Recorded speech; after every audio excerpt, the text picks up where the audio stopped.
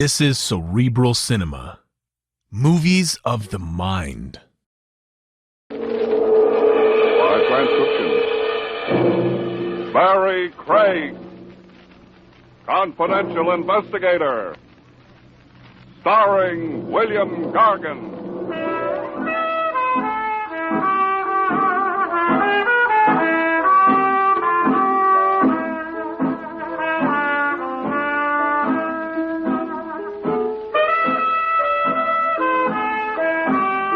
Barrie Craig speaking.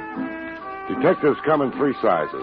City cops, big agencies, and guys like me with a small office and an insurance company retainer to pay the rent. Cops don't have to worry about getting cases, and the big agencies have branches from here to Shanghai. But from where I sit, you never can tell where your next case will come from. Last week, it started with my old brown suit. I'd been on a bodyguard case, and the suit looked as if I'd been sleeping in it for a week. There was a good reason for that. I had. I tucked it under one elbow and ducked into George the Tailor's. George had a king-size shoebox in the basement of my office building. Morning, Mr. Craig. Hi, George. What can you do with this suit? If you like herringbone handkerchiefs, I could maybe salvage enough goods. All right, so I'm not Adolph Monju. How about it? Tuesday? With the spots out, Thursday. Okay, Thursday. Say, Mr. Craig, I wanted to ask you, I've got a problem. Well, what is it, George? Got a pair of plaid slacks with no coat to match? No, I'm serious. My wife says, George, you go to the police. But she wasn't here when that man came. What man? What's the pitch, George? The man said I need protection. Shakedown, huh? The man said I've got to pay $50 a week to stay open. He says, George, you wouldn't want trouble. Maybe a bottle of acid spilled on your racks. Did you pay him? Well, I didn't have $50. I told him to get out. Now I'm scared, Mr. Craig. Look, you're a detective. I want to hire you. You protect me. That won't work, George. Stopping a protection racket is a big operation. You need 24-hour guards, a whole setup to protect all the shop owners. Well, I could pay in installments. You've already paid for protection, George, your taxes. You better call in the cops. They're the only ones who can swing it. No. He said they'd beat me up. Maybe kill me. Look, George, I'll tell you what I'll do. I'll drop in at headquarters tomorrow and bend the lieutenant's ear. He'll give orders for a cop from the precinct to look after you. And start the ball rolling to find out who's behind this racket. Will you really do that for me, Mr. Craig? Sure. After all, I wouldn't want anything to happen to my brown suit. George disappeared in the spritz of steam, and I headed home.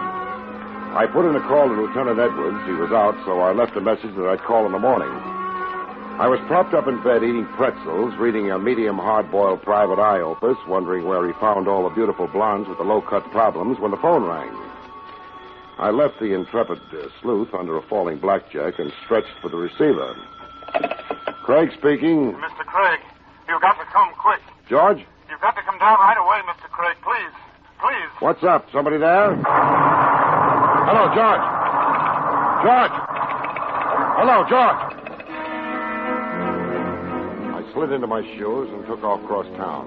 When I hit the pavement outside of George's shop, I had company. A hook and ladder, 2 pump engines, and a crowd of fire buffs who traveled to Denver to see a lit can of Sterno. The smoke was pouring out of the cellar as I muscled my way through the police lines and ran into Lieutenant Edwards. What do you want to be when you grow up, Craig? A cop or a fireman? I'll take a rain check on the laugh, Lieutenant. What are you doing here? Just holding back the crowd. If you ask me, all these fire buffs are nuts. Anybody know what started the fire? Doubt it.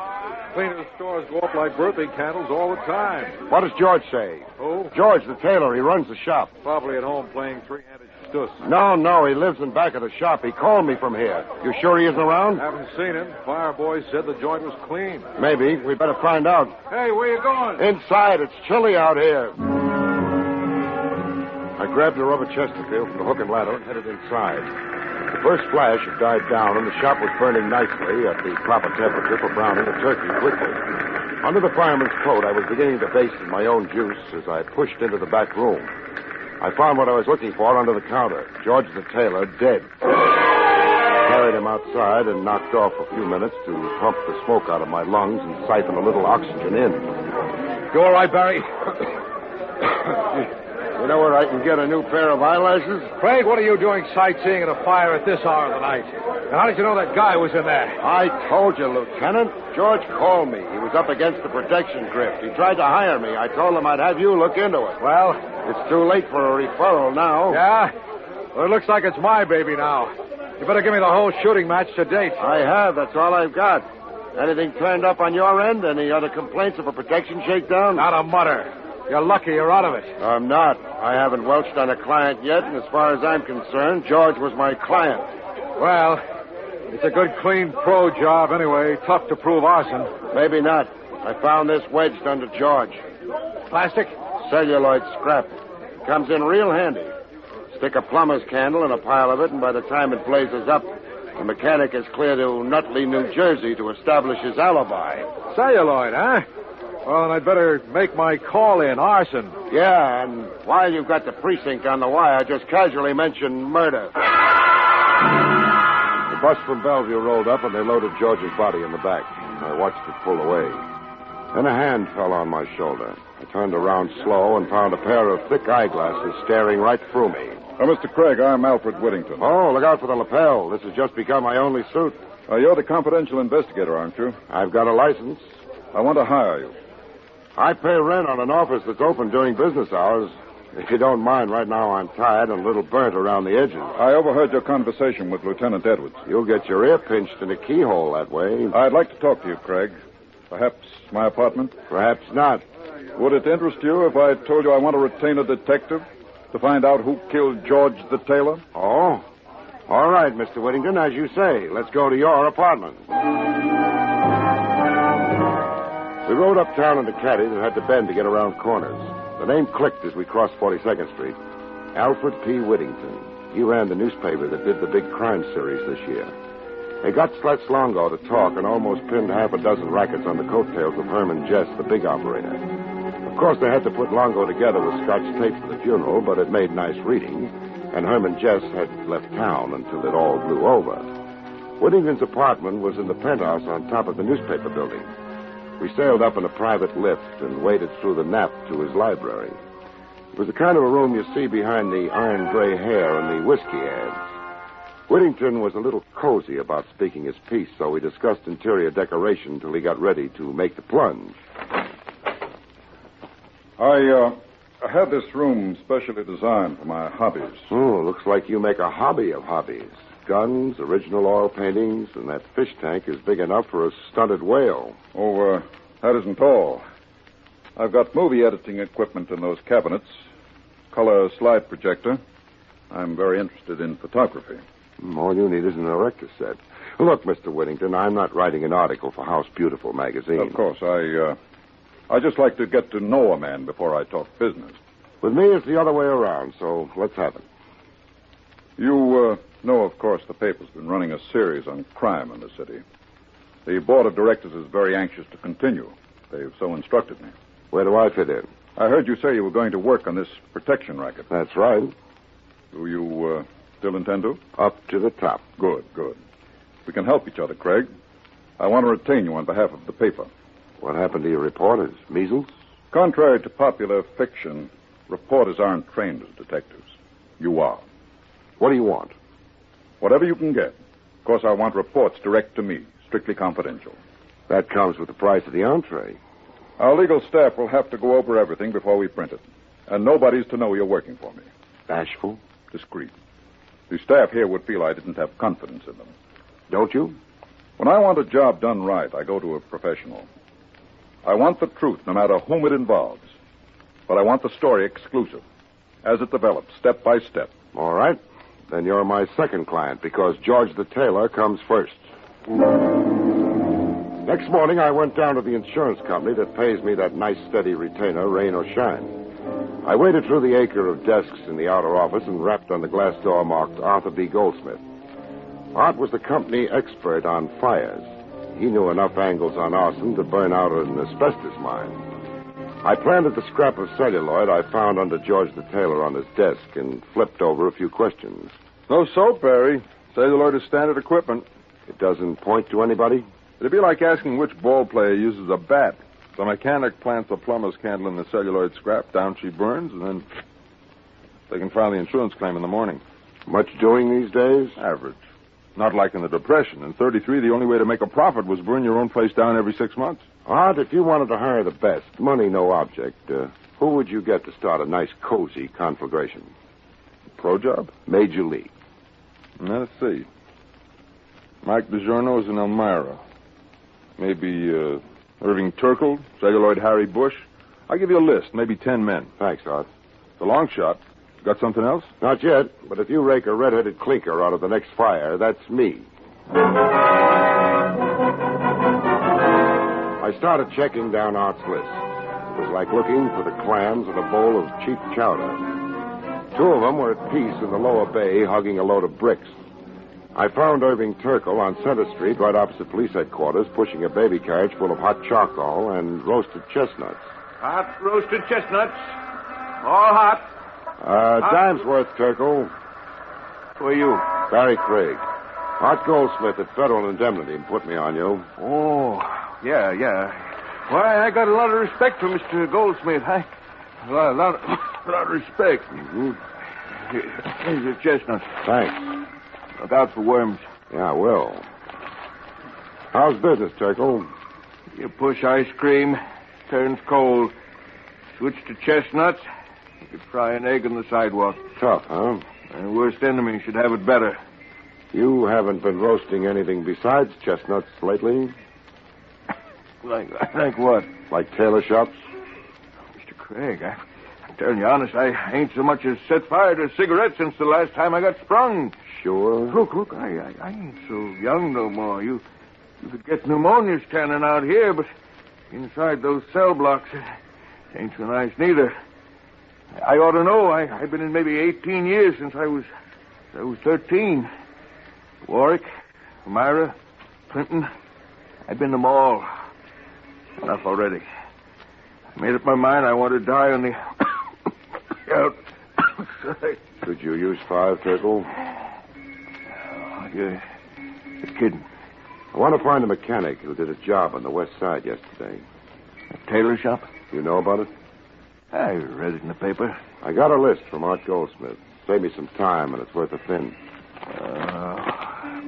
Mr. Goldsmith, shouldn't ought to put me on the list. I retired. I wouldn't... How about the rest of them? Well, I heard somebody the other day saying Harry Bush made a good connection. Where can I find him? All right. Look, Mr. Craig, I'm on my own now. There wouldn't nobody even feel bad if I got took. I'll cover you, Turkle. All right. Harry Bush has got a drop in Long Island City. Easy glide roller skating rink. All right, Turkle. Thanks a lot. You tell Mr. Goldsmith I'm retired. You tell him that. I got a lot of respect for Mr. Goldsmith. Excuse me, I got to get back to work. Chestnuts. Hot roasted chestnuts.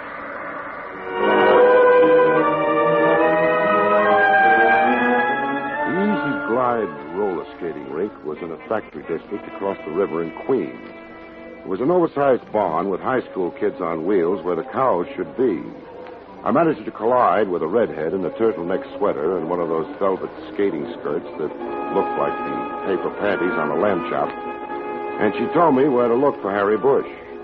There was a sign on the door that said, "Manager, keep out," but I decided to overlook it. Who's that? Hello, Harry. If you want to rent skates, you're in the wrong pew. Mind if I smoke? Who are you? We got a light, a match, maybe a plumber's candle. What are you, cop? Private license, Barrie Craig. It's a nice drop you've got here, Harry. What are you talking about? I'm the manager of this. Been to any good fires lately? What would I be doing at a fire? Lighting it. They say around town, celluloid Harry Bush is working again. You're in the protection racket up to your pointy ears. You're crazy, Craig. I haven't been near a tailor shop. Yeah? I didn't mention any names, Harry. I just said protection. How did you happen to think of tailor shops? I read about it in this morning's paper. They're still burning people for murder in this state, Harry. But then you won't mind. You like fires. I wouldn't even get booked. Listen, Craig, I don't care what you think. It ain't going to do you no good. Somebody covering for you, Harry? What do you think? Who is it? Why don't you find out? Maybe I will. So long, Firefly. Outside, I parked my shoulders against the wall just around the corner and went into a trance. I didn't have long to wait. Celluloid Harry came bouncing out in less than 5 minutes and headed for town. I stuck with him like bubblegum till he ducked into a doorway in the East 60s. I gave him a running start, then I waltzed in time to see the indicator on the elevator hit 5. I ran a finger down the directory. There were only 2 offices on 5. Dr. Martin Padulik, DDS, and an outfit named Star Enterprises that could stand for anything. I grabbed the elevator on the next bounce and punched the button marked 5. I put my shoulder to the door marked Star Enterprises and heaved. What? What's the idea? Well, Herman Jess, I presume. I didn't know you were back. Who the devil are you? Where's Celluloid Harry? Who? The little spark plug. He came up here. I have enough trouble without guessing games. Who are you? Barrie Craig. You're not police. Private. Now, you can't break in here like this. I'm not a well man. I should be in Florida right now. What's keeping you? Well, that's my business. Yeah, I know about your business. You're really a public benefactor, Herman. Where would a kid get a reefer without you, huh? Well, now, look, the doctor said I shouldn't get excited now. That must be a handicap in running your racket. I'm not in rackets anymore. I'm retired. What makes you think I'm going to believe that? Now, does it look like I'm running a business here? Well, no, but... I've got no desk, no files, not even a telephone. Now, the doctor says I've got to have absolute quiet. All right, then. Just tell me where Celluloid Harry is, and I'll stop disturbing the peace. Now, look, Craig. You want somebody named Harry.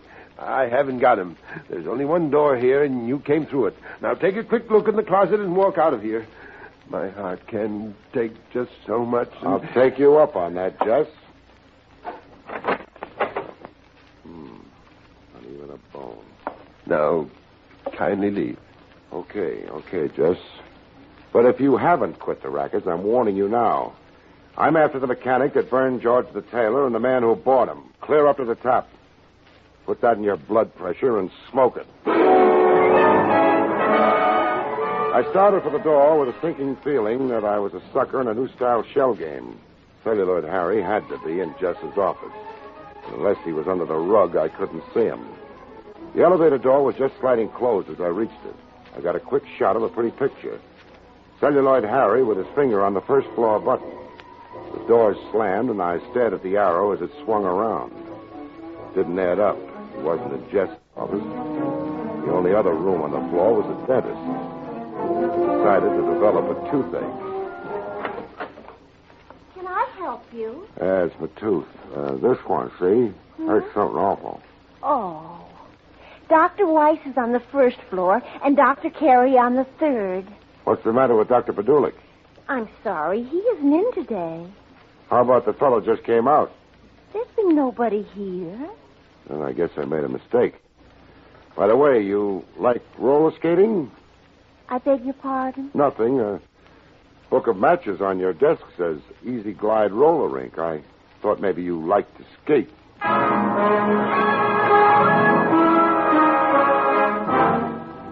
That dentist setup smelled like a herring factory at high noon in July, but I didn't push the point. I left and found a phone booth in the lobby of the building and poured my story into Whittington's shell-like ears.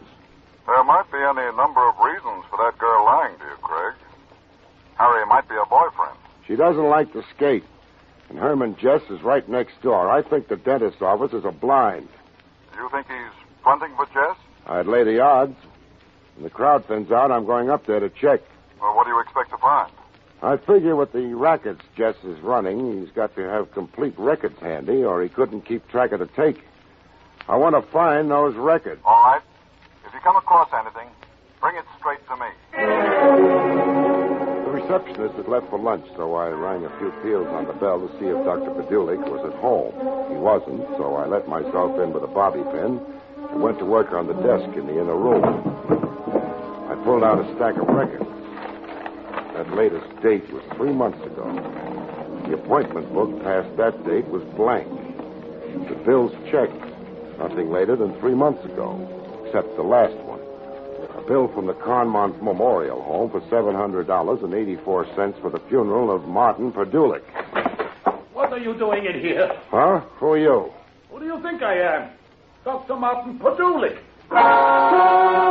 He was a rabbity gray little man. Looked pretty good for a 3-month corpse. There was a vein in his forehead, jumping like a kid on a pogo stick. But his hand was steady as a rock, as it was wrapped around a .38 revolver. You stay where you are. What do you think you're going to do? Well, you broke into my office. I'm going to call the police. Fine. You go ahead. Maybe you can explain to them how you happened to be buried 3 months ago. What? You're no dentist. You're fronting for Herman Jess. Well, then, you're crazy. Am I? I'll save you time. I'll call the police. Give me that phone. And you give me that gun. There. Fair trade. Now, settle down, friend, while I jam a chair under the doorknob. I'm going to look for Herman Jess's records. I was in a tough spot, and I knew it. The License Commission doesn't look kindly on breaking an entry, and if that office was clean, I was in for trouble. I knew I couldn't search that room for anything smaller than an elephant in the few minutes before somebody drifted in, so I kept one eye on my buddy and played it cozy. I yanked the desk drawers out and threw the papers around like a picnic. I pulled the medical books down off the shelves to make sure that there weren't any false fronts. I wasn't getting any take from the phony dentist, so I headed for the other room. I dumped the instrument trays, and he couldn't have cared less. But when I headed for the file cabinet in the corner, the vein in his forehead beat like a ragtime drummer on bathtub gin. You can't get away with this. I'll have you in jail. Yeah. I slid open the file drawers. Nothing but dental records. I slammed them shut, and my playmate relaxed like a hangover in a Turkish bath. I couldn't figure it. Those records ought to be near that file cabinet. Maybe a secret panel. I couldn't be sure without an x-ray, and then I got it. What are you doing? Taking a look in this box on top of the file. Those are valuable x-rays. Don't get them out of order. I won't. I'm taking them with me. This first batch are teeth, all right. But from here on, these pictures didn't come from anybody's mouth. Not unless his molars kept double-entry books. Oh, company. Let me in. I know you're in there, Craig. Not for long. Which way is the nearest fire escape? Hurry! I've got him! In the pig's eye, friend. Craig, stand still or I shoot. The window was locked, so I tossed a wastepaper basket through it. I was 2 floors down the fire escape when Jess showed up in the window. Office was slapping around like a pinball game with body English. I hit the ground and sprinted for the curb. Then I jumped into a waiting hack. As it pulled away, I saw Celluloid Harry bounce out of the building and into another cab. Hey, mister, I wouldn't want to make you nervous, but you're being followed. No, I'm very popular. Can you lose them? No. My life insurance lapsed last week. Would $50 change your mind? What good is insurance after I'm dead? 50 I can spend now. Hold on to your plate. We weaseled through Manhattan. The cab behind us stuck like a mustard plaster. We got into a jam and a transverse across Central Park. Hang on, mister. I'm going to cut inside that bus on the sidewalk. It got caught by the light. Shot straight up to Whittington's mink-lined sewer. He was showing himself color shots of his Cocker Spaniel on a slide projector when I waltzed in. Craig, you didn't ring? Doorbells are for process service. I've got Herman Jess and the protection racket in my pocket. Here. What are these? Dental x-ray films. Only there isn't an inlay in the bunch. These are Jess's records, microfilm to match the teeth x-rays. Are you sure? You can't read them without a magnifying widget. But I'll bet there's enough in that envelope to send Jess up the river like salmon. Shall I call the cops? I'll take care of that, Craig. Wait. You expecting anybody up here tonight? No, I left orders not to be disturbed. In that case, we'd better get ready to receive company. Somebody's coming up the stairs. I thought I lost Harry, but I guess he's stuck. Chuck that envelope in the fish tank. What's up? Go ahead. It won't hurt the films. Now, try to look innocent. All right, Craig. Get him up. We were just talking about you, Jess. Was your nose itching? You hoist him, too, Whittingham. You can't get away with this, Jess. I'll have you... You won't do anything. You're pretty brave in those crusading editorials. Wrecked my health. Let's see you stand up against the gun. Craig, do something. Got any suggestions? And I want those records this fun's brain stole from me. You got me wrong, Jess. Shall I work on him? No. We'll try Whittington. What are you going to do? Harry, Ask him where those records are. You get away from me. You heard Mr. Jess. Where are the records? I don't know. Hey! Don't move, Craig. Ask him again, Harry. Come on, Whittington. Where are they? I don't know, I told you. Let me alone. Listen, Jess. Don't move. I'm a very nervous man. It would be very bad for me to shoot you. Now you got anything to say? No, not when you put it that way. Okay, Harry, go ahead. All right, Whittington. No, don't hit me again. No, don't. Where are those records? No, not again. There, in the fish tank. Craig hid them there. Harry. I got them. Look inside. It's films, all right. All right, we're getting out of here. Come on, Harry. What's that? Mr. Whittington is having open house. What are you talking about, Craig? I think the boys in blue are coming to tea. The cop. He's bluffing. Care to wait and see? The back door, Harry. We don't want trouble on the way out. Take care of Craig. A pleasure. Harry was behind me when he let me have it with the butt end of his gun. I retired temporarily from this world, and when I got back, I was looking at a pair of shoulders 4 yards wide with Lieutenant Buck Edwards cooing gently in my ear. Craig, you all right? Oh. I'd better send for a doctor. How about Jess? That is yesterday's racing form. He tried to shoot it out with the boys I had staked downstairs. And Celluloid Harry's on his way to prison ward at Bellevue. Just dead, eh? Lieutenant, did you search the body? There was certain evidence. You mean this envelope? That belongs to the paper, Lieutenant. Part of a confidential report. I don't know, Mr. Whittington. I'll take complete responsibility. We rate a break on this story. Craig was retained by us. Go ahead, Buck. Give it to him. Excellent. I'll put it in my safe. Better look at it first. What do you mean? You'll find it's a real classy collection of diseased choppers. What are you talking about? They aren't the real microfilm records. They're just a bunch of legitimate x-rays of teeth. I left the real records with the cab driver and told him to take them to Lieutenant Edwards. What you told me... Sure I did. But I like to play it safe. I knew Jess would be after me, and I was afraid he might persuade you to give them back. I'm sorry. I'm afraid I was rather weak. But I really thought he intended to kill us. Oh, don't apologize. You were terrific. That was a great strong-arm scene you played with your stooges. Stooges? Sure. Why do you think I ducked those records, Whittington? When I was going through that X-ray file, one thing caught my eye, a color transparency. It didn't exactly belong in that file because I'd seen a print of that picture before on your desk.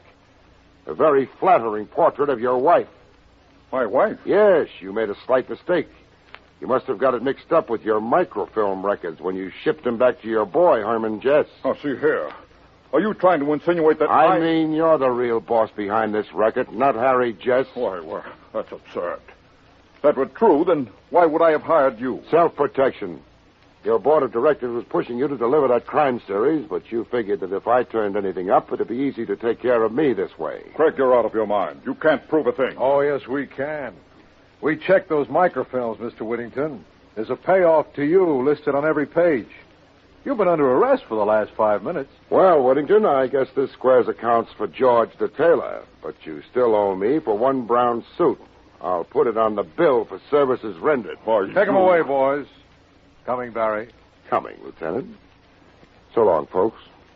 See you next week.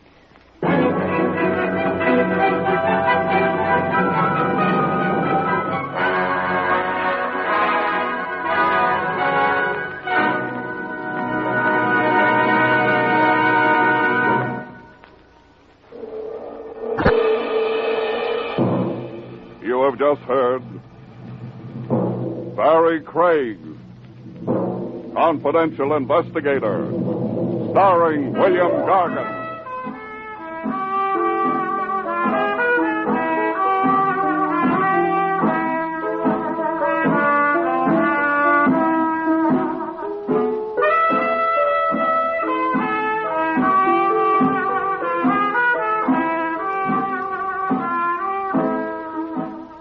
Next week, another exciting transcribed story starring America's #1 detective, William Gargan, as Barrie Craig, Confidential Investigator.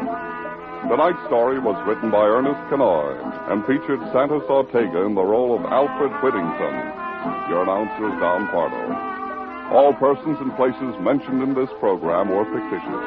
and any resemblance to actual persons living or dead is purely coincidental.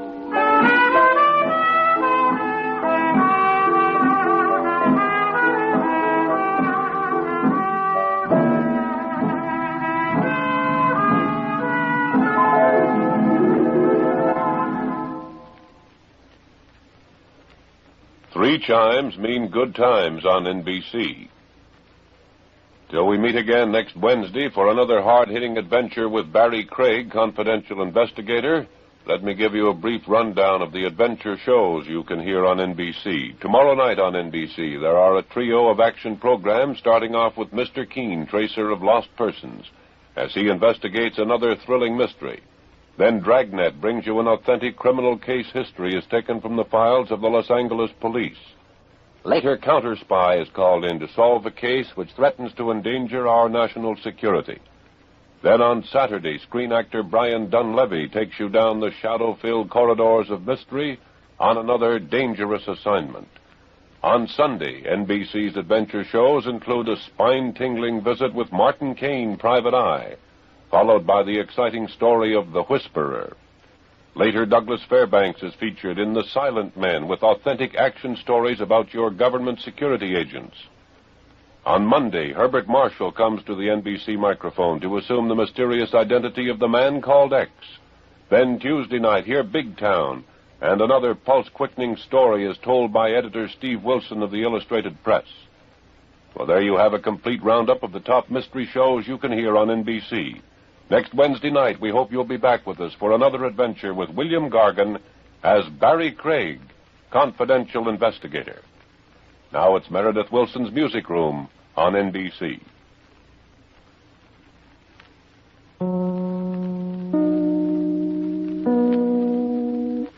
Cerebral Cinema hopes you have enjoyed this movie of the mind.